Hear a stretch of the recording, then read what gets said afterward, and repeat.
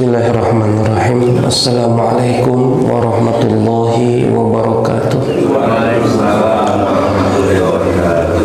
Alhamdulillahilladzi an'amna alaina bi ni'matil iman wa bi ni'matil islam wa bi ni'matis sihat wa bi ni'matir rizki insyaallah.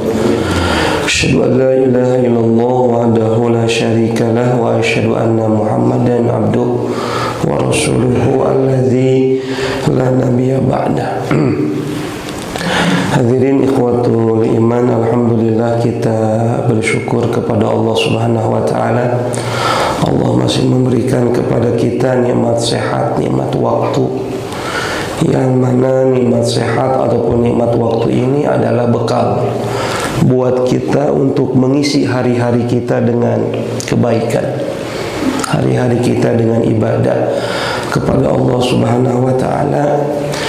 Dan kita dikumpulkan di tempat ini mudah-mudahan menjadi wasilah turunnya ampunan, datangnya rahmat dari Allah Subhanahu wa taala, ya. Mestinya saya itu malah pekan keempat, ya, misi kajian bulan sekarang di pekan kelima, karena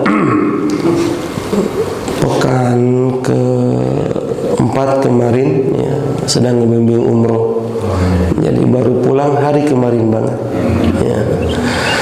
Ya, mudah-mudahan, ya, ini mak suara agak sedikit ini nih, ya. InsyaAllah mudah-mudahan silaturahim kita mendatangkan berkah, mendatangkan rahmat dari Allah Subhanahu wa ta'ala, insyaAllah, ya. Hadirin ikhwatul iman yang Allah muliakan, dalam Al-Quran surat Al-Hadid ayat yang ke-28 Allah Subhanahu wa ta'ala berfirman, Ya ayyuhalladzina amanu taqullaha wa aminu bi rasulih. Wahai orang-orang yang beriman, bertakwalah kalian kepada Allah. Wa aminu bi rasulihi, dan berimanlah kalian kepada Rasul Allah.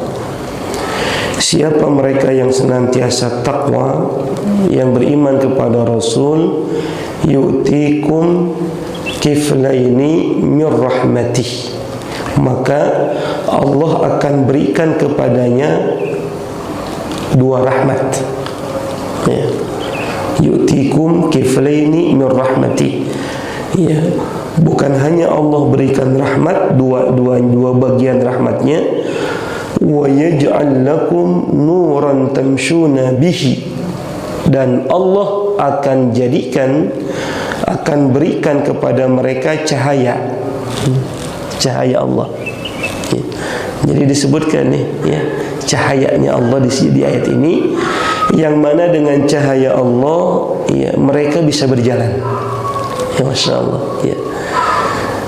Wa yaghfir lakum wallahu ghafurur rahim, dan Allah akan mengampuni dosa-dosa kalian, karena sesungguhnya Allah Maha Pengampun lagi Maha Penyayang.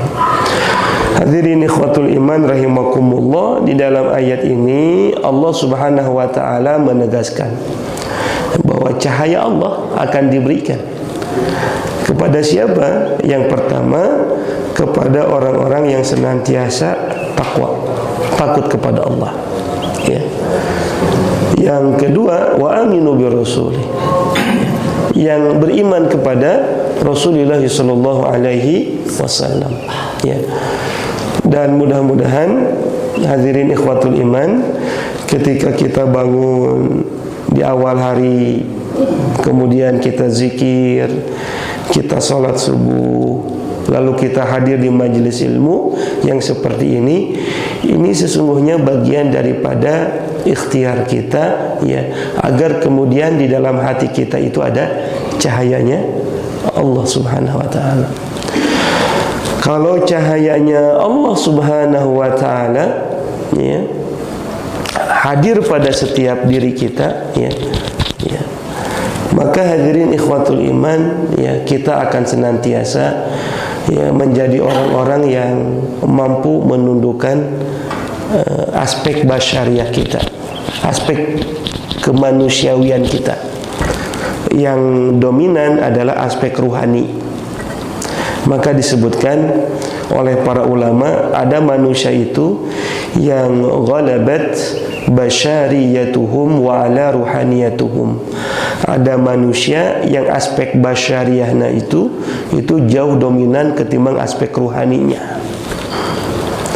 Ya, jadi kalau manusia yang dominan itu basyariahnya, Bapak Ibu, maka yang dipikirkan oleh manusia yang seperti ini setiap harinya adalah bagaimana memenuhi kebutuhan biologisnya, bagaimana memenuhi kebutuhan jasmaninya, bagaimana kebutuhan dunianya.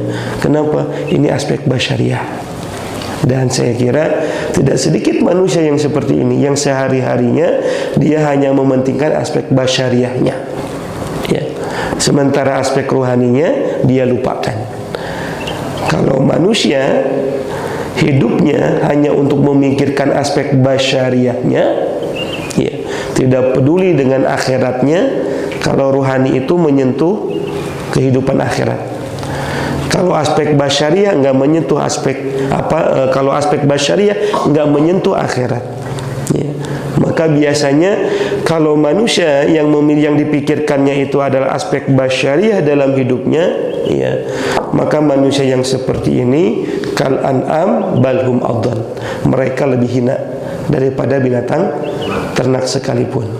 Nah, Bapak Ibu datang ke tempat ini bukan memenuhi aspek basyariah, tetapi Bapak Ibu datang duduk di majelis seperti ini, ya, ini adalah aspek ruhani, gitu, ya. Maka manusia yang kedua ghalabat ruhaniyatuhum wa ala basyariyatuhum.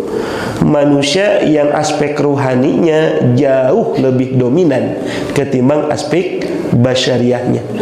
Maka manusia yang seperti ini sehari-harinya dia akan memikirkan dengan serius, ya, mempersiapkan bekal, mempersiapkan amal yang terbaik untuk menuju Allah Subhanahu wa ta'ala. Ya ayyuhalladzina amanu taqullaha wal tanzur nafsum ma qaddamat ligad. Wahai orang-orang yang beriman, ya, bertakwalah kepada Allah dan hendaklah kalian mempersiapkan bekal, ya, untuk hari di mana setelah kematian kalian. Maka orang yang seperti ini, ya, dia akan sibuknya dengan amal-amal bekal-bekal untuk kehidupan akhirat. Kalau ruhaninya lebih dominan, ya. Makanya Bapak Ibu, ya, ketika kita datang ke majelis ilmu, kita zikir, kita ibadah, ini adalah aspek ruhaninya. Dan siapa manusia yang di dalam dirinya aspek ruhaninya itu lebih dominan ketimbang aspek basyariahnya, maka kata para ulama min afdalil malaikah. Manusia yang seperti ini kedudukannya lebih utama ketimbang malaikat, ya.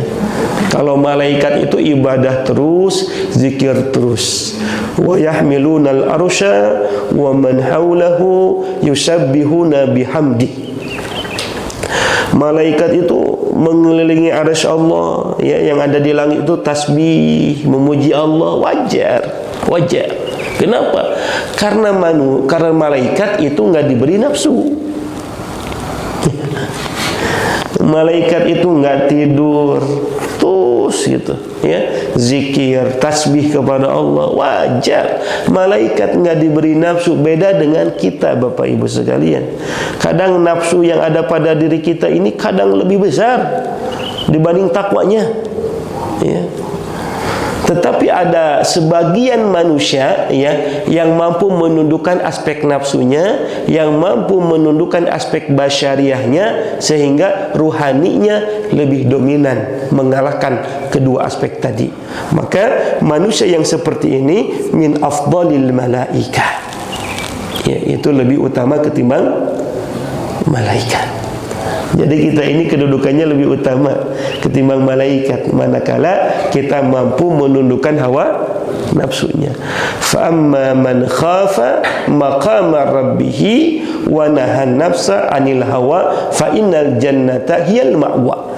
Siapa orang yang mampu menundukkan hawa nafsunya, maka mereka yang berada di jannatul ma'wa, di surga yang Allah muliakan, yang Allah tinggikan.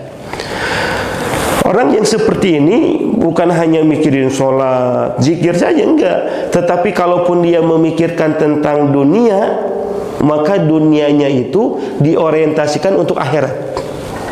Gitu. Ya. Bapak Ibu di sini saya yakinlah ada yang sudah ke tanah suci, ya, baik haji ataupun umroh. Yang belum mudah-mudahan bisa berziarah ke sana. Ya, yang sudah mudah-mudahan bisa dipanggil lagi, ya, karena tempat yang dirindukan, yang kita senantiasa merindukan untuk kembali ke tempat itu. Bapak Ibu yang sudah ke sana, Bapak Ibu ada di sana hotel Zamzam Tower, itu kan wakaf dari Raja Saudi, ya, itu wakaf dari Raja Saudi, Pak, ya, yang Zamzam Tower itu. Ya, yang itu wakafnya dikhususkan untuk membiayai, ya, Masjidil Haram dan Masjid Nabawi. Ya, jadi kalau di Masjid Haram itu wajar Bapak Ibu nggak ada kenceleng. Ya, beda dengan di masjid-masjid kita. Karena kebutuhan operasional Masjidil Haram, baik buat listriknya ataupun di Masjid Nabawi, itu sudah di-cover oleh Zamzam Tower. Ini wakaf dari Raja Saudi. Maka ada tulisannya wakaf, ya, dari Raja Saudi. Nah, di antara Zamzam Tower itu ada hotel namanya As-Sofa, As-Sofa Orchid, ya, Orchid Sofa. Mungkin Bapak Ibu juga ada yang menginapnya di Sofa, ya. Kalau Zamzam Tower itu warnanya hijau, kalau Sofa biru. Di depan, ya, di WC 3 itu yang suka pakai janjian itu ada hotel Sofa. Ya, saya baru tahu, ya, dari teman saya yang kuliah di Madinah, ya. Itu hotel Sofa Orchid itu dimiliki oleh seorang syekh, namanya Syekh Al-Utairi, ya. Sederhana, ya. Dia itu pakaian biasa sederhana, bahkan jenggotnya itu, ya, seperti hanya orang-orang Pakistan, Afghanistan yang disemir warna kemerah-merahan. Syekh Al-Utairi itu, ya. Tapi kesenangan beliau itu Masya Allah, dia punya hotel Sofa Orchid. Dan teman saya yang kuliah di Madinah ini, ya, menyampaikan, Ustaz, dulu saya semester 3 lah saya baru tahu itu, ya, bahwa Syekh Al-Utairi itu senantiasa di hari Senin dan di hari Kamis, ya, dulu. Kalau sekarang setiap hari. Kalau dulu setiap hari Senin, setiap hari Kamis itu beliau mensedekahkan, ya, dari hartanya, ya, kepada mahasiswa-mahasiswa. Tak terbatas jumlahnya, bahkan bisa ribuan setiap Senin Kamis itu. Dan dia sedekahnya paling sedikit kepada mahasiswa, ya, itu 500 real. Itu kalau dikalikan rupiah 4.000 lah taruh sekarang, ya, dikali 500 2 juta, Pak, ya. Dan kita ini mahasiswa saat itu, ya, teman saya, ya, Ustaz Abdullah, ya, kita ini mahasiswa, Ustaz. Setiap hari Senin, hari Kamis itu kita datang ke masjid, satu masjid yang dimana Syekh Al-Utairi ada di sana. Dia bagi-bagi, gitu. Masya Allah, ya. Dan kata beliau, sekarang memang tidak Senin Kamis saja, Ustaz. Kenapa? Karena Syekh Al-Utairi ingin didoakan bukan di hari Senin dan di hari Kamis saja, tapi ingin didoakan setiap hari, gitu, setiap hari. Walaupun jumlahnya agak, kalau dulu Senin Kamis 500 real, kalau sekarang setiap hari, ya, 200 sampai 300 real. Dan itu yang menerima manfaat bukan 100-200 orang, Bapak Ibu sekalian, ribuan. Ada yang begitu, ya. Jadi walaupun dia mencari dunia, ya, tapi dunia itu untuk akhiratnya, gitu, ya, ya. Itu yang punya Sofa, ya, hotel Sofa atau Sofa Orchid, gitu, ya.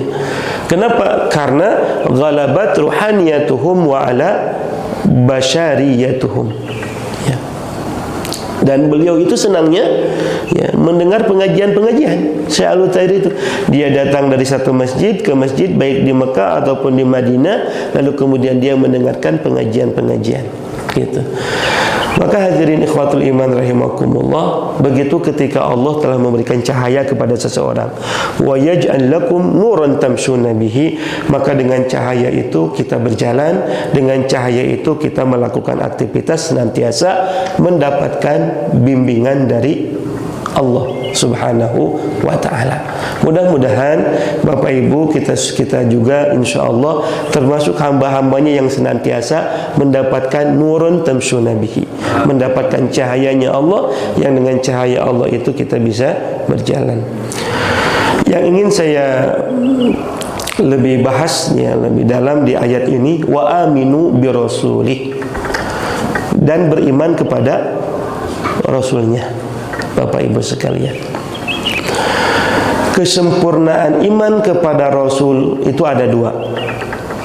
Kesempurnaan kita beriman kepada Rasul itu ada dua. Yang pertama at-ta'ah, yang kedua mahabbah. Ini penting dua, Pak. Ya. Jadi kita tidak dikatakan sempurna iman kita kalau hanya taat saja. Ya, mesti dibarengi dengan mahabbah. Umar bin Khattab radhiyallahu anhu ya, adalah sahabat yang sangat mencintai Rasulullah sallallahu alaihi wasallam ya. Sehingga ketika Umar bin Khattab pada masa kekhalifahannya, beliau berwasiat meminta izin kepada istri Rasulullah, Aisyah radhiyallahu anha. Kata Umar bin Khattab, wahai Aisyah, aku mau izin ya, kalau boleh ya diizinkan aku nanti kalau wafat meninggal dunia supaya dikuburkan di samping dua orang yang aku cintai. Sampai sebegitunya ya. Ketika meninggal ya, supaya dikuburkan di samping dua orang yang aku cintai.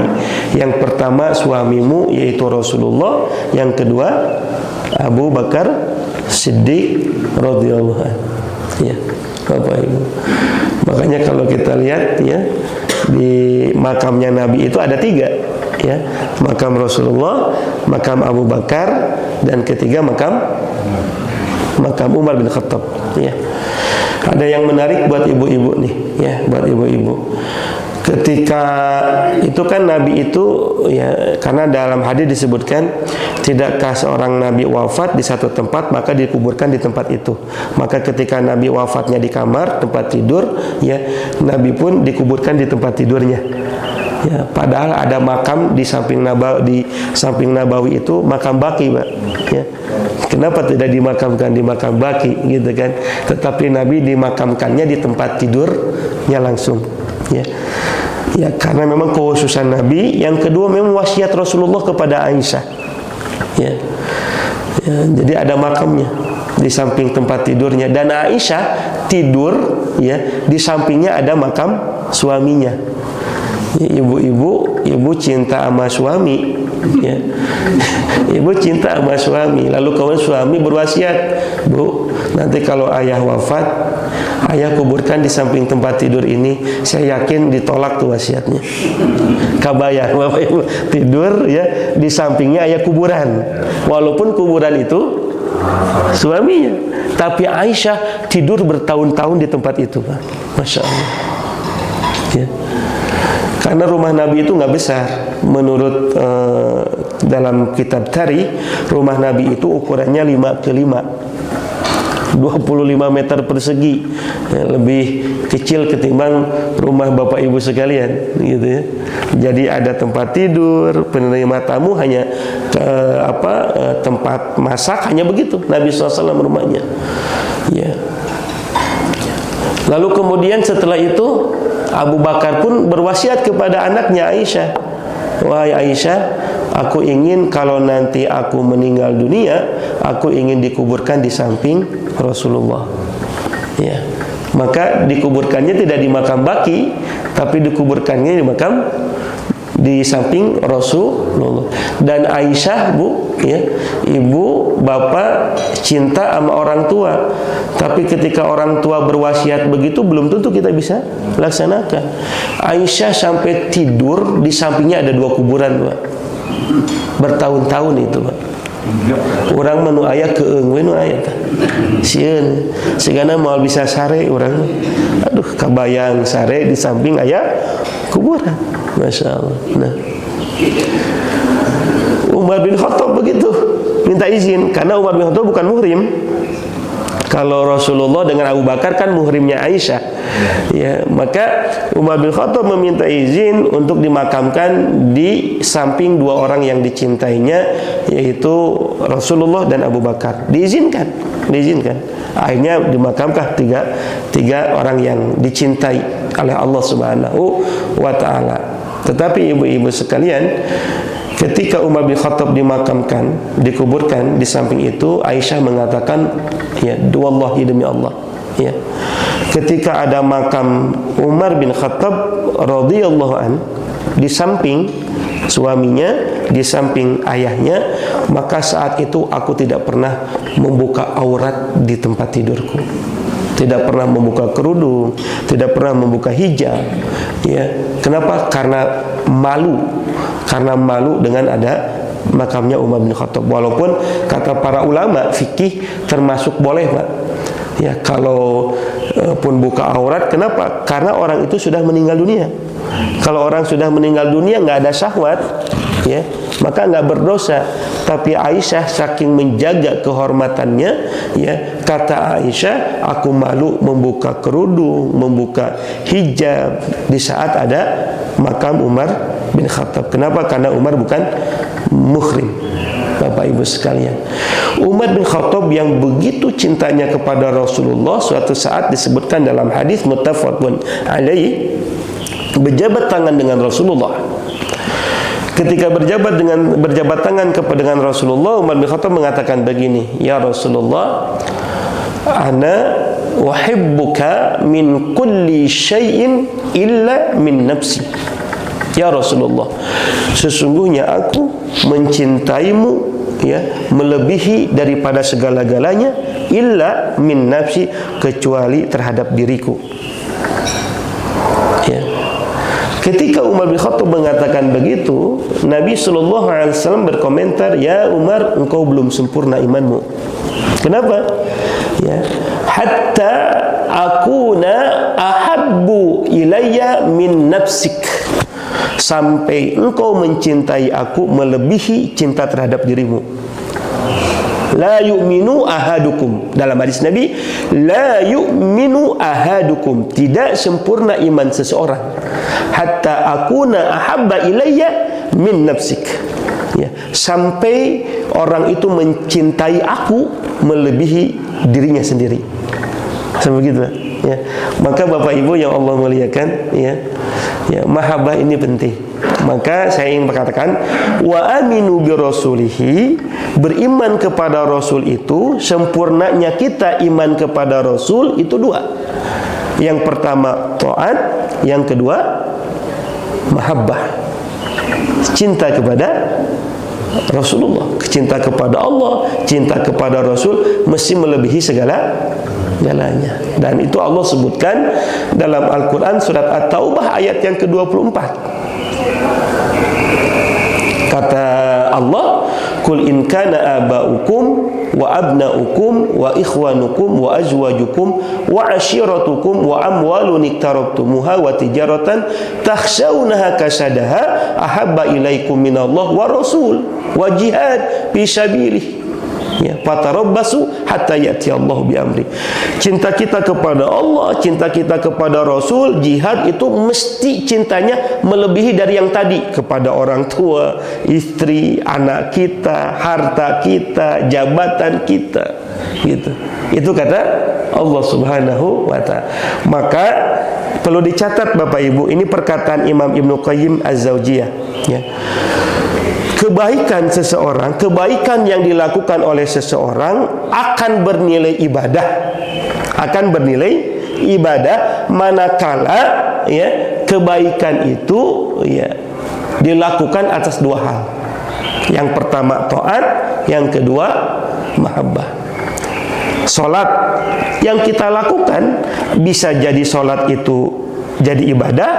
Kalau salat itu jadi ibadah, maka amal ini diterima sama Allah. Atau bisa jadi salat kita tidak jadi ibadah. Kan begitu. Bapak Ibu duduk di majelis ilmu ini. Ini kebaikan, perintah Allah. Ya, bisa jadi ibadah, bisa jadi tidak ibadah. Tidak dinilai ibadah. Maka kata Imam Ibnu Qayyim Az-Zaujiyah, seseorang melakukan kebaikan-kebaikan, termasuk Bapak Ibu hadir di majelis ilmu ini kebaikan, itu akan bernilai ibadah manakala ada dua hal. Yang pertama taat, yang kedua mahabbah. Kalau salah satu di antara ini enggak ada, maka kata Imam Ibnu Qayyim, salat kita, zikir kita, sedekah kita, haji, umroh kita tidak dicatat sebagai ibadah. Makanya jangan heran Bapak Ibu, Allah sebutkan di dalam Al-Quran, orang yang sholat saja bisa masuk neraka nih. Jelas nggak Pak? Fawailul lil musallin. Celakalah bagi orang yang sholat. Dia mengerjakan sholat nggak Pak? Mengerjakan sholat. Fawailul lil musallin. Celaka bagi mereka orang yang sholat, dikerjakan sholat. Ya. Tetapi kata Imam Ibnu Qayyim, boleh jadi sholatnya itu semata-mata taat saja. Ada azan, kita ngerjain sholat. Azan berkumandang, kita sholat 5 waktu.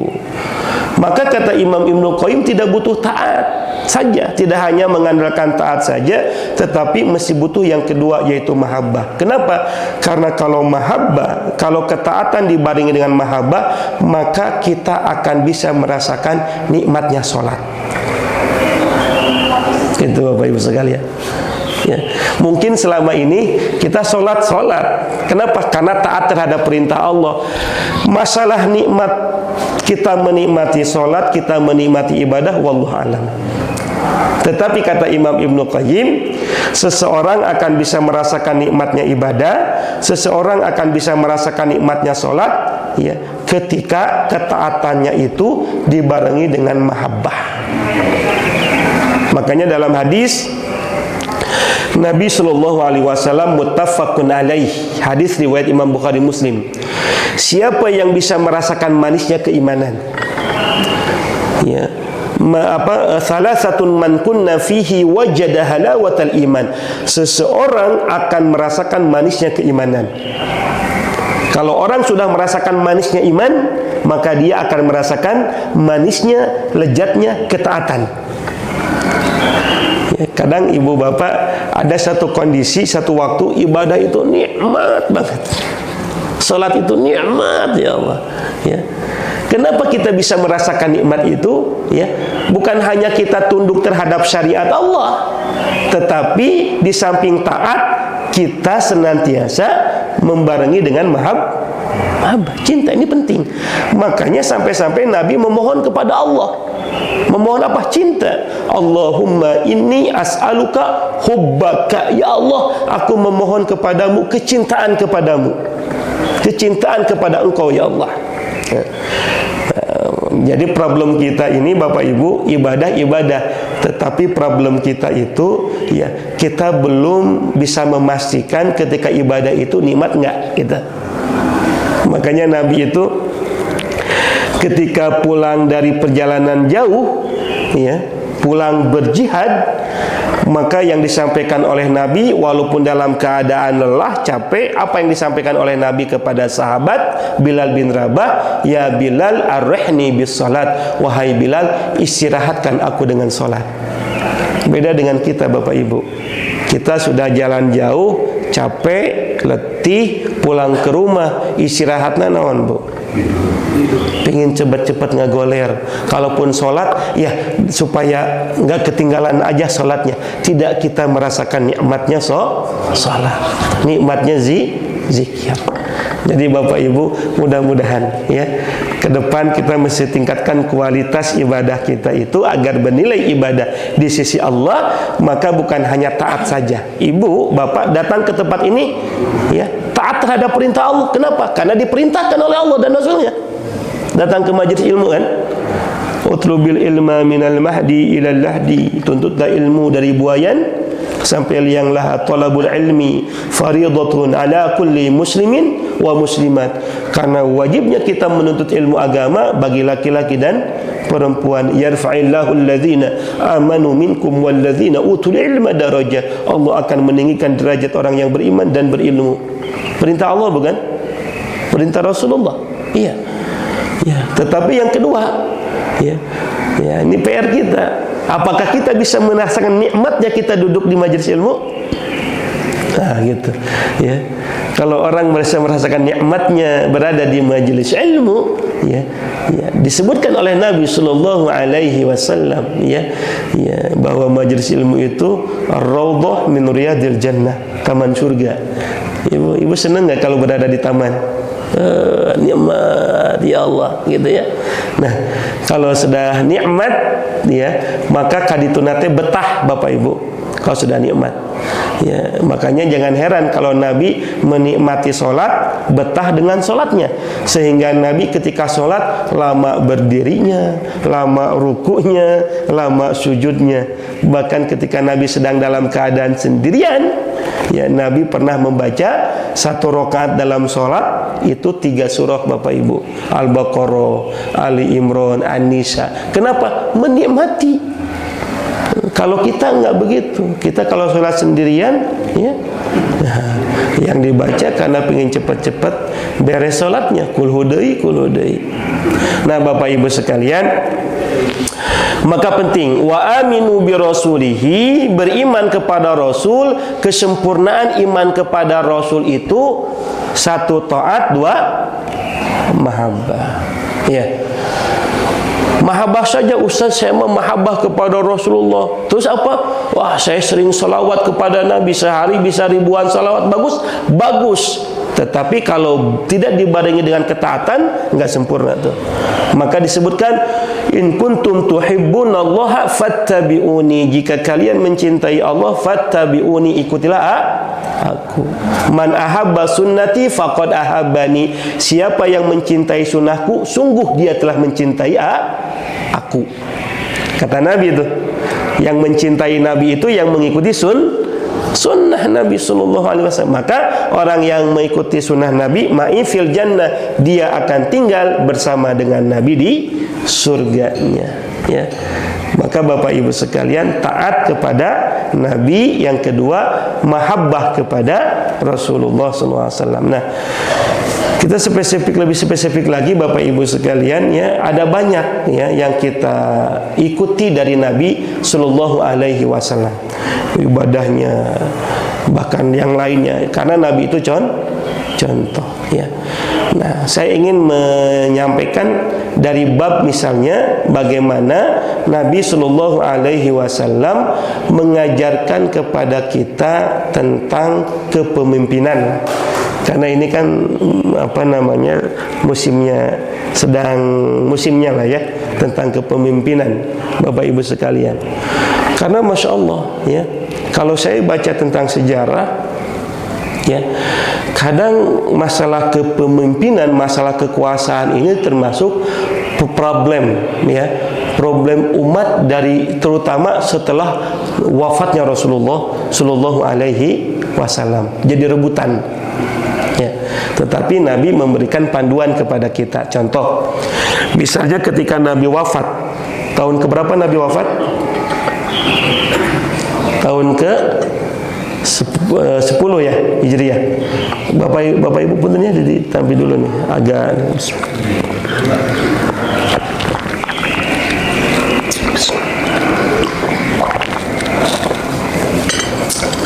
kalau tadi masih panas nggak kuat agak mending. Bapak Ibu, setelah sepeninggalnya Nabi, di dalam internal para sahabat juga masalah kepemimpinan lumayan agak ramai. Makanya kalau Bapak Ibu pernah berkeliling ziarah sekitar Masjid Nabawi, ada namanya Saqifah Bani Sa'idah. Dulu tempatnya ini taman luas, ada sumur dulu itu, sekarang udah nggak ada sumur, tapi hanya ada taman sisa aja. Di sampingnya udah dibangun, tetapi sengaja ini menjadi sejarah. Ketika Nabi wafat, ya, di tahun ke-10 Hijriah, maka ada sebagian sahabat Ansor yang berunding. Nah, apa salah satu perundingannya? Kita harus punya peran untuk menggantikan Nabi sebagai pemimpin. Maka orang Ansor sepakat ingin menunjuk menggantikan pemimpin sepeninggalnya Nabi itu adalah Sa'ad bin Ubadah. Abu Bakar, Umar bin Khattab sedang berada di samping jenazahnya Rasulullah SAW. Lalu kemudian ada yang melaporkan, wahai Abu Bakar, wahai Umar, itu di Saqifah Bani Sa'idah ada orang-orang sedang bermusyawarah, sedang rapat, ya. Rapat ngurusin siapa penggantinya Rasulullah Sallallahu Alaihi Wasallam. Maka kemudian saat itu Abu Bakar As-Siddiq, Umar bin Khattab datang. Ternyata apa? Ya mungkin kalau bahasa sekarang makar lah ya. Ya. Jadi orang-orang Ansor itu sahabat Nabi, ya. Udah membuat makar ingin menggantikan peran Rasulullah. Lalu kemudian kata sahabat Ansor, karena saat itu datang Abu Bakar, datang Umar, nahnu amir wa antum amir. Kalau begitu udahlah kita pilih pemimpin masing-masing dari kalangan Mekah dan Madinah, Muhajirin, Ansor nggak bisa. Amir itu mesti ada satu, pemimpin itu ada satu. Rebutan tuh jadi pemimpin. Sepeninggalnya Nabi. Ini syahwat kekuasaan itu begitu, Pak, gitu ya. Maka jangan kalau kita melihat fenomena sekarang rebutan, ya itu begitu tuh. Ya. Tetapi bedanya dengan para sahabat, ya masih dibimbing oleh wahyu. Itu bedanya, ya. Sehingga ketika diingatkan oleh sahabat yang lain, Umar bin Khattab mengatakan, ya, nahnu amir wa antum wazir. Bagaimana kalau kita ini orang-orang Mekah yang lama dengan Nabi ini amir, pemimpin, lalu kalian itu wazir, menteri-menterinya. Karena kalau nggak begitu bisa ribut. Hanya disepakati, ya, setelah Nabi wafat, maka saat itu, ya, disepakati, dibaiatlah Abu Bakar Siddiq menjadi khalifah. Padahal Abu Bakar Siddiq itu menginginkan Umar bin Khattab menjadi khalifah. Tetapi kata Umar bin Khattab, bagaimana kalau kemudian aku menjadi khalifah sementara yang dipimpin ini ada Abu Bakar Siddiq, orang yang paling dekat, orang yang paling dicintai oleh Rasulullah SAW. Maka Umar bin Khattab tidak mau menerima, ya, dalam pundaknya kekhalifahan. Kalau kita kan nggak begitu, Pak. Begitu udah senang, ya. Dipaksakan orang mama. Ya, ya. Di kita ini kadang dipaksakan, ada celah jadi khalifah, ada celah jadi pemimpin. Ya kumaha we carana gitu, ya. Gitu ya. Nah, dulu Abu Bakar Siddiq ingin menunjuk Umar bin Khattab. Sementara Bani Hashim ingin menunjuk Ali bin Abi Thalib menjadi pemimpin sepeninggalnya Nabi Shallallahu Alaihi Wasallam. Tetapi karena sudah dimusyawarahkan dan musyawarah ini melibatkan orang-orang yang terbaik, dan ketika dipimpin pun ketika hasil musyawarah maka hasilnya yang terbaik, sehingga dipimpin oleh Abu Bakar Siddiq radhiyallahu anhu. Tetapi saya ingin menggarisbawahi, Bapak Ibu yang Allah muliakan, masalah kepemimpinan itu dari dulu memang rumit. Ini ya. Ya, seringkali terjadi problem di antara umat, ya, ya Kak. Dan Bapak Ibu, ya ini musimnya politik, ya, pemimpin, ya, Bapak Ibu sekalian, ya ini mudah-mudahan menjadi menjadi ilmu buat kita, ya, agar kemudian kita ini boleh, ya, memilih siapapun. Yang tidak boleh itu ada perpecahan, ya. Qad ya'isu an yu'badu lil arab walakinna at-tahrish bainahum. Setan itu akan berupaya merusak umatnya Nabi Muhammad itu dengan cara perpecahan. Maka Nabi itu pernah berdoa, ya, ada Bapak Ibu itu di Madinah namanya Masjid Al-Ijabah. Ya Bapak Ibu, ya, Masjid Al-Ijabah. Kalau sedang city tour di Madinah, ini Masjid Al-Ijabah. Di masjid ini Nabi berdoa dengan 3 doa. Yang pertama, ya Allah, jangan engkau binasakan umatku, ya, dengan air besar sebagaimana umatnya Nabi Nuh, dikabulkan sama Allah. Umat Nabi Muhammad tidak dibinasakan sebagaimana umat Nabi Nuh alaihissalam. Yang kedua, ya Rabb, jangan engkau jadikan umatku ini kelaparan. Itu. Alhamdulillah Allah berikan di Madinah itu, Mekah Madinah, sehingga yang terjadi bukan kelaparan. Doanya Nabi Ibrahim dikabul sama Allah. Apa doanya Nabi Ibrahim? Rabbi ja'al hadza baladan aminan warzuq ahlahu minats tsamarat. Di negeri itu banyak sekali buah-buahan, termasuk di Madinah. Dikabul sama Allah. Dan yang ketiga, ya Allah, jadikan umatku ini bersatu. Baru yang ketiga enggak diijabah. Ya. Kenapa? Karena umatnya Nabi Muhammad sampai sekarang terjadi at-tahris, adu domba, perpecahan. Maka Bapak Ibu yang Allah muliakan, jangan sampai karena kita beda warna, kemudian kita terjadi di antara kita. Kalau kita mah satu warna. Oh, satu warna. Terjadi perpecahan. Tapi ini saya ingin baca kepemimpinan Nabi. Kita akan sedikit mengupas kepemimpinan Rasulullah Shallallahu Alaihi Wasallam. Ya. Paling tidak ada 4 hal ketika Nabi menjadi leader, menjadi pemimpin. Karena kita juga pemimpin, Bapak Ibu. Kullukum ra'in wa kullukum mas'ulin an ra'iyatihi.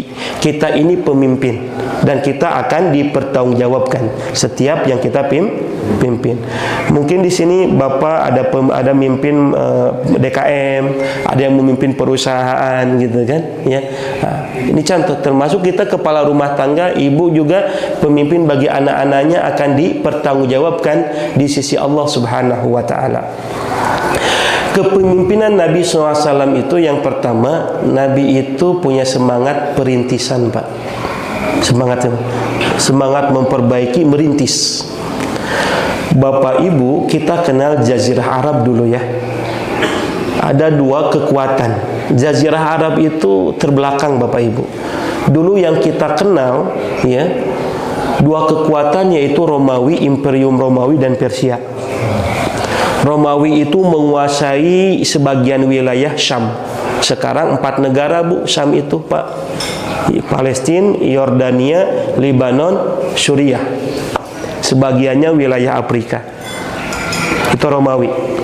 Sementara di seberangnya Persia menguasai wilayah Eropa. Di tengah-tengahnya Jazirah Arab. Romawi ataupun Persia enggak melirik sedikit pun Jazirah Arab. Kenapa? Miskin Jazirah Arab itu. Dulu gampangnya orang melihat resource sumber daya alam itu yang bisa dilihat oleh mata sebelum ada teknologi canggih. Ya. Syam subur, ya. Sebagian Eropa subur, Jazirah Arab kering, Pak.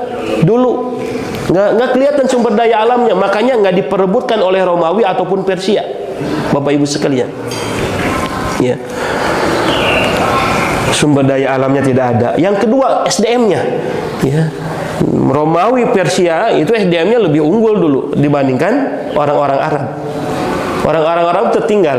Maka ketika Allah mengutus seorang nabi pun, ya, disebutkan oleh Allah dalam Al-Quran, waladzi ba'asa fil ummiyin. Dialah Allah yang telah mengutus seorang nabi yang buta huruf. Tapi bukan kemudian nabi tidak cerdas ya. Nabinya saja buta huruf, nggak bisa baca. Gitu. Ini menggambarkan kondisi masyarakat, SDM-nya saat itu. Tidak ada sumber daya alam, SDM-nya juga sangat rendah. Maka Nabi pun saat itu belum bisa baca. Maka ayat yang pertama kali turun, Iqra. Apa kata Nabi? Ma'an Nabi Qori. Saya nggak bisa baca. Padahal ini orang terbaik nih Nabi. Ya. Ini SDM-nya. Nabi tidak bisa baca. Itu menggambarkan kondisi Jazirah Arab. Ya. Tetapi ketika Nabi menjadi seorang pemimpin, Nabi bisa mengembalikan kondisi itu. Jazirah Arab yang dulu, sekarang kan gampangnya begini Bapak Ibu. Orang menguasai satu tempat, menguasai satu wilayah karena ada riset sumber daya alam. Dulu penjajah Jepang, Belanda datang menjajah ke tanah air Nusantara. Ya, kita dulu belajar sejarah. Tujuannya apa? Mencari rempah-rempah kan?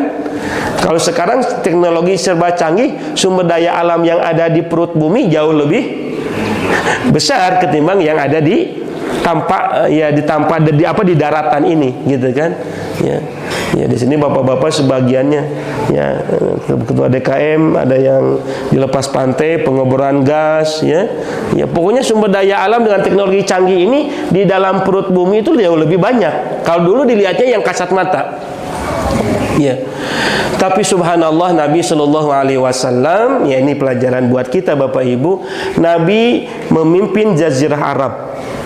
Miskin, sumber daya alamnya tidak ada, SDM-nya Pak, Masya Allah, jauh banget dengan Romawi dan Persia saat itu. Disebutkan dalam kitab Tarikh bagaimana, makanya disebut jahiliyah Pak, disebut jahiliyah.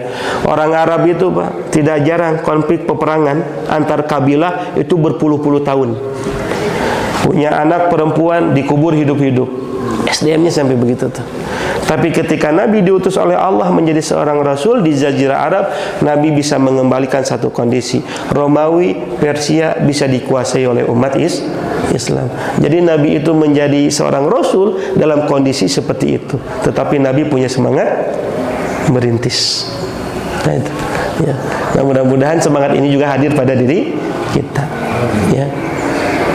Ada banyak sebetulnya model kepemimpinan Nabi, ya, tapi saya hanya menyampaikan sebagian kecilnya saja.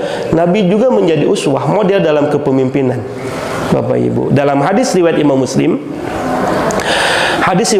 disebutkan khiyaru a'immatukum, sebaik-baik pemimpin kalian, tuhibbunahum wa yuhibbunakum, wa tusalluna alaihim wa yusalluna alaikum. Sebaik-baik pemimpin, kata Nabi SAW, adalah mereka pemimpin yang mencintai rakyatnya dan rakyatnya mencintai pemimpinnya.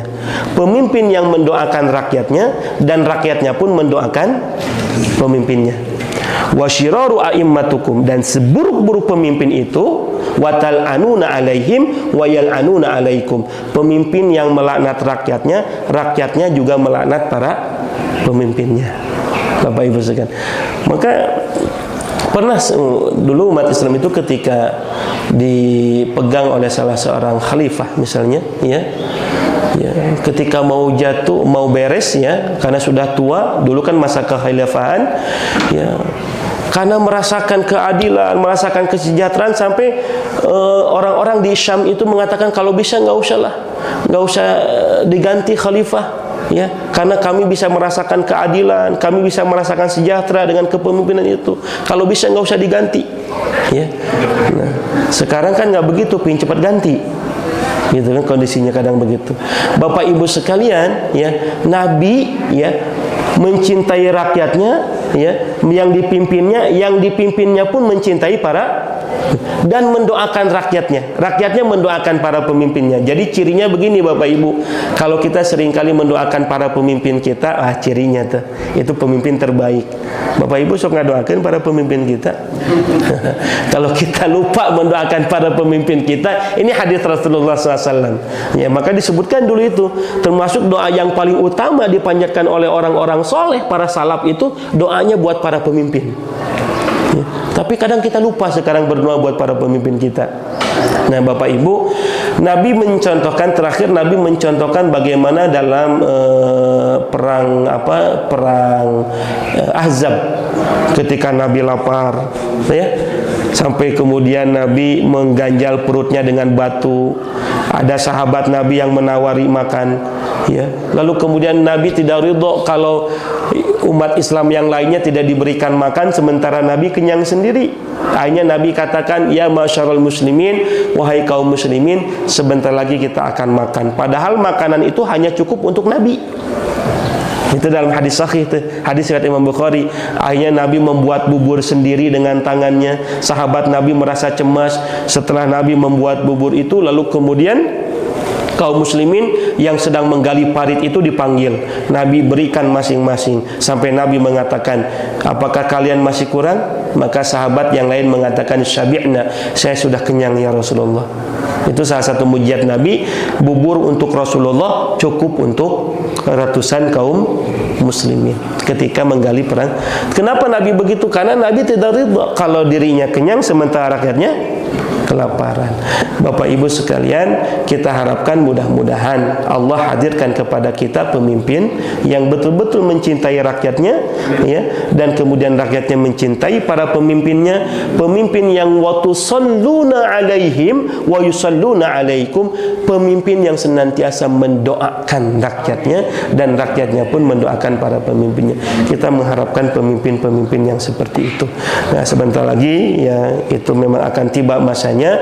Mudah-mudahan Allah hadirkan pemimpin-pemimpin yang terbaik, ya, pemimpin-pemimpin yang Allah ridhai, dan kemudian pemimpin yang mampu berbuat yang terbaik buat rakyat dan umat yang dipimpinnya, insya Allah. Karena Nabi SAW mencontohkan seperti itu. Jadi mengikuti Nabi bukan hanya dalam perkara ibadah, sholat, wa aminu bi rasuli, mengimani kita kepada Rasul, itu termasuk mentaati apa yang telah dicontohkan oleh Rasulullah SAW. Hadirin ikhwatul iman rahimakumullah, barangkali ini yang bisa saya sampaikan, kurang lebihnya mohon maaf. Wal afa minkum, rabbana atina fid dunya hasanah wa fil akhirati hasanah wa qina adzabannar. Wa sallallahu alaihi wasallam. Assalamualaikum warahmatullahi wabarakatuh.